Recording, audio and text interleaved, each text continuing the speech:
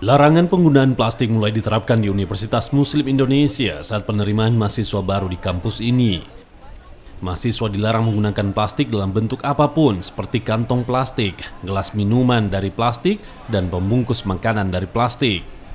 Larangan penggunaan plastik ini sebenarnya sudah dilakukan sejak 1 tahun lalu. Selain itu, larangan penggunaan plastik juga diterapkan di setiap kantin kampus Universitas Muslim Indonesia dan aturan ini pun disambut baik oleh seluruh mahasiswa.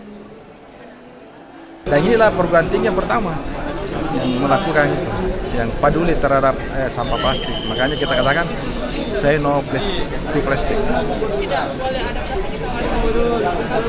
Mulai sekarang ini kita berusaha, bahkan saya sudah instruksikan seluruh kantin-kantin kepada wakil rektor 2 supaya nanti tidak ada lagi melayani dengan yang menggunakan plastik.